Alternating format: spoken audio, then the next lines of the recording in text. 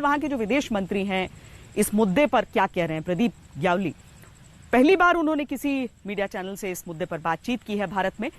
मेरी सहयोगी गीता मोहन ने उनसे खास बातचीत की है, सुनिए। हमारे साथ जुड़ रहे हैं नेपाल के विदेश मंत्री प्रदीप ग्यावाली। ये पहला इंटरव्यू है एक भारतीय चैनल के लिए। आज तक के साथ जुड़ने के लिए बहुत बहुत शुक्रिया प्रदीप जी। बहुत ही महत्वपूर्ण डिसीजन ले रहा है नेपाल, अपने मैप को बदल रहा है, संविधान में संशोधन ला रहा है, लेकिन बिना बातचीत के, बिना भारत के साथ बातचीत किए। ऐसा क्यों? नेपाल ने तो काफी सालों से बातचीत के लिए अनवरत प्रयास करता आ रहा है।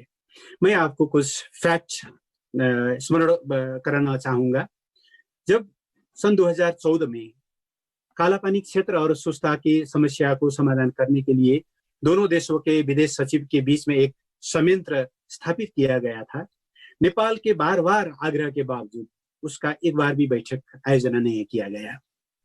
और एक बार भी बैठक न करके गत नवंबर में भारत ने एकतरफी रूप से अपने राजनीतिक नक्शा का 8वां संस्करण प्रकाशित किया, जिसमें नेपाल के कालापानी, लिपुलेख और लिम्पियाधुरा को समेटा गया था।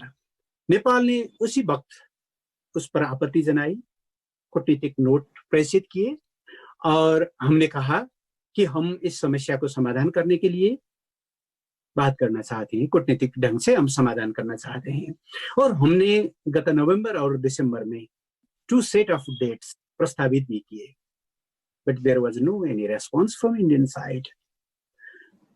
रेस्पॉन्स तो नहीं हुआ, बल्कि गत मई महीने में एक तरफी रूप से नेपाल की भूभाग को चीर कर लिपुलेख जाने का रास्ता का जब उद्घाटन किया गया, तो इन सब एक तरफी निर्णयों से आज का समस्या उभर कर आया है। भारत कहता है कि ये जो एरिया है ये भारत का एरिया है, और जो रोड बन रहा था कैलाश मानसरोवर यात्रा के लिए, वो भारत के हिस्से में बन रहा था।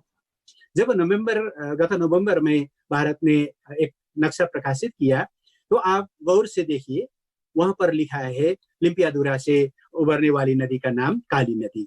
बट इंटरेस्टिंगली आफ्टर 1 वीक, जब 8 नवंबर में उसका दूसरा प्रकाशन हुआ, तो वहां उस नदी का नाम नहीं है।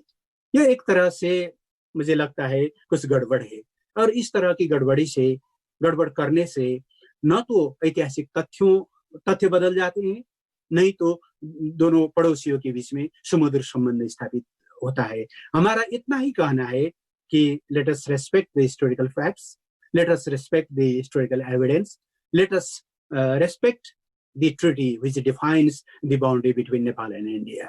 क्या ये अंदरूनी प्रेशर की वजह से है, या फिर चीन का हाथ है, जो बहुत लोग कह रहे हैं? क्या वजह है जो हम देख रहे हैं कि नेपाल इतना सख्त रुख करा हुआ है और इतने तेजी से, इतने तेज रफ्तार से अपने नक्शा को बदला है नेपाल ने? तो किसी का हाथ नहीं है, किसी का हाथ है तो नेपाल का हाथ है, नेपाली जनताओं के हाथ है, 3 करोड़ नेपाली जनता का हाथ है, जो सरकार के साथ में एक होकर खड़े हुए हैं कि ठीक है, नेपाल सरकार ने जो कदम शुरू किया है वो बहुत सही है। अगर सिर्फ नेपाल सरकार का फैसला होता तो ऐसा नहीं होता कि इतने सालों बाद पहली बार इस तरह की बातें की जाती या फिर नक्शे को पास कराने की बात की जाती। लेकिन इसी सब के बीच एक दुर्भाग्यपूर्ण घटना भी हुई। नेपाल भारत सीमा पर गोली चलने की नौबत आ गई। हालांकि जो खबरें हैं उसके अनुसार ये एक स्थानीय विवाद था, लेकिन चूंकि इस समय तनाव चल रहा है भारत और नेपाल के बीच,